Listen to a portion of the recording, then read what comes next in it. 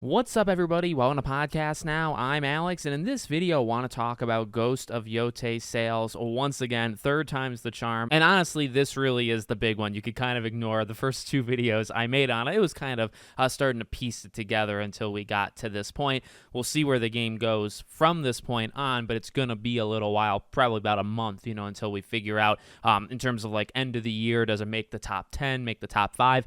But the game is doing incredibly well. Now, I've said that each time, but let's look at the specifics once more. So it comes from Matt Piscatella, who is obviously does Circana, and I believe Circana used to be NPD if you were around back in the old days of the internet. So he goes over the numbers, and he's got all these really nice charts that I appreciate. And a couple to keep in mind, right? So one chart he always posts is the month, whatever the month that they're talking about is, right? So in this case, Ghost of Yotei is only included in this list for 2 days because that's the range that Ghost of Yotei came out. I think the chart goes through October 4th. The game came out the 2nd, and now Ghost of Yotei was the 4th highest selling game in the US. We've talked about Europe quite a bit. We talked first, I think, physically, then we talked about physically and digitally, right? So we were kind of like building a story over there, overseas, at least for me. Now we're in the US. Now we're doing physical and digital, and it's just, again, like the range of time that he says. And again, in this case, it was up there for 2 days, and it made it to number 4. Right? I believe Borderlands 4 was number 1. It did unbelievably well. I think it almost doubled Borderlands 3, so that's kind of insane. So Ghost makes it at number 4, and then he does the entire year, right? So this goes from, I think, maybe January 5th up until this point, October 4th. It's already 18th. So it's 18th for any game, right? In the U.S. for sure, right? Any game U.S. for the entire year made it to 18 in 2 days. So why I say all these things, and I always try to put these, in this video, it's not me like bowing down. Look, they didn't give me the code. They're not sponsoring this video or anything. I really liked the game, honestly. But also, we've seen so much, I think, purposeful, I would say grifting.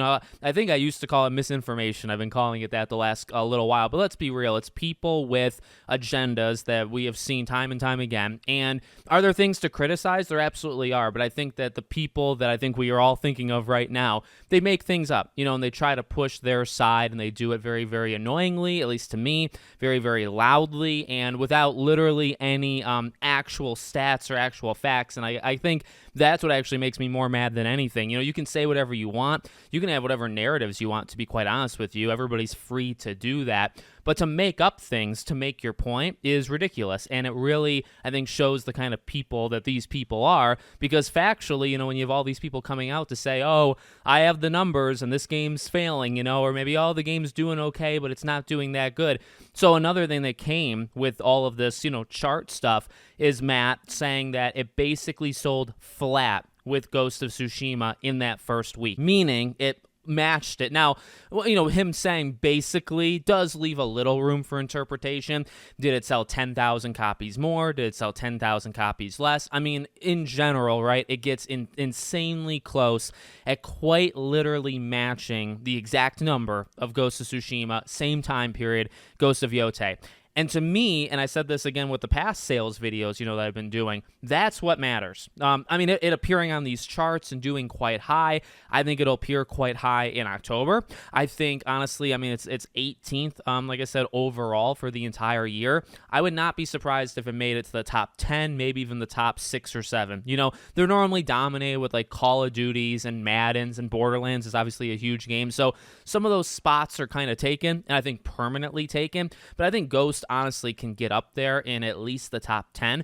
But okay, you can say all those things, but in terms of the comparison to Tsushima, I think that's a very important thing to say, of course, because we know that Tsushima did 13 million over its life, right? And it's not to guarantee, I'm not going all the way there, but it's to say, okay, Ghost of Tsushima started really strong, I think stronger than they thought it was going to, and it just kept going, as time went on, and it did incredibly good for, to start off that franchise. And so, if Yotei can match it, well, what does that mean? At least matching it right now. Okay, it's not hitting 13 million right now, but say it does a couple million, obviously, and it reaches what Ghost of Tsushima did in similar days. Well, what that means to me, and why it's so good, as I've said, and actually, Jason Schreier, I think, pointed out one additional fact. So first thing, and new thing that I forgot about, it's $10 more. Now, I do wonder, because I think he does say sales, so I do wonder if perhaps it's sold maybe a little bit less, like maybe, like I said, 10, 20, 30, 40,000. But because it's $10 more, it evens out, right? I do wonder that, and that's something that, I mean, factually, I just don't know, so I'm not going to throw that out entirely, but that's something to keep in mind. But, okay, matching Ghost of Tsushima, it's $10 more, and then all the things we've previously said, right? PS5 has a lower install base by, I believe, 20 plus million than PS4. So at this time, when Ghost of Tsushima came out to right now Ghost of Yotei, there were 20 plus million more people that you're playing to, that you're throwing the game out and saying, hey, buy the game. There were 20 plus million more people that could have bought Tsushima that didn't, and versus right now. So that is, to me, that's really good to try to, stick to that number and match it, because you imagine over these last couple of years, people are going to buy PS5s for GTA 6, right? People are going to buy everything for GTA 6, but there'll be more people, new people, that probably get Ghost of Yotei amongst other games, right, over these next couple of years. So I think that kind of helps, again, that long-standing, or like just the long-term sales of the game. And then a big one that I think more and more people are putting weight on, and Matt did with this whole, sales analysis thing, Ghost of Tsushima came out in July of 2020. Now, there's kind of two things there, right? Number one, there was no competition. If you remember the summer of 2020, it was Last of Us Part 2 in June, and it was Ghost of Tsushima in July.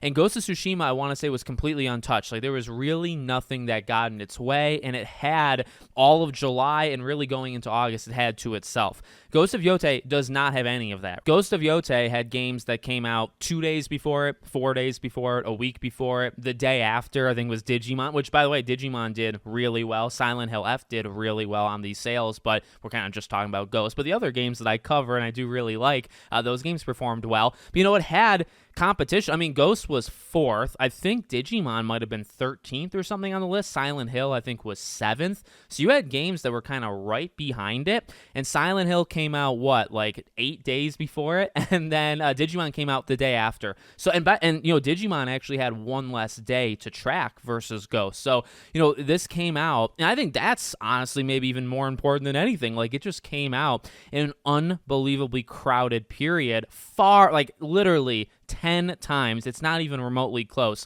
10 times more busy period than when Ghost of Tsushima, did. And it's not to put Ghost of Tsushima down, by the way, but it's to signal, I think, that this brand is very, very strong, right? And I guess the final part to that 2020 thing, it was 2020.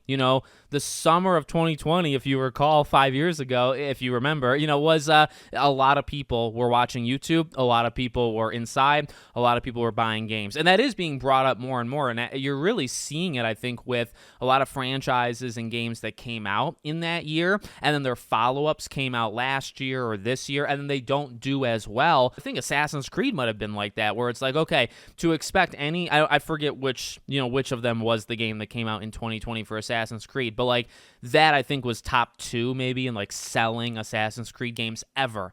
And it's like, okay, well, you can kind of see that, right? Like you probably are not ever going to repeat that, because just it was an interesting situation, a very specific situation. So all of those things play in favor of Tsushima. More people, it was $10 less. It came out in July. It came out with no competition, and it came out when people were forced to be inside, right? Yotei has like the opposite of all of those things, and it's doing literally even. And again, it's not to say it's the better or worse game. In fact, I've made videos talking about that, though, in particular. But, I always just kind of bring it up. Number one, I really liked it. One of my favorite games of the year.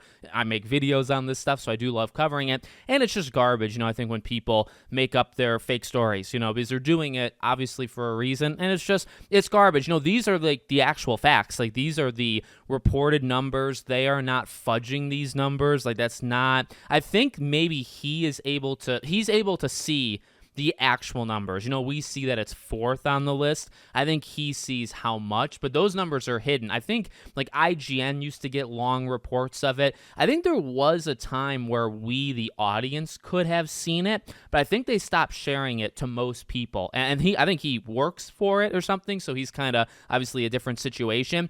like the fact is, like, he's the one that would know, you know, and these people that I've been talking about in these videos, you know, these are people that I think actually see the numbers or see the sales or see the revenue. The people that are just making videos and making it up, well, they're just doing that, right? They're making it up. So just wanted to kind of make a video talking about it. Let me know what you guys think. Make sure, as always, you're subscribed to the channel, bell icon turned on, and I hope to see you all on the next one.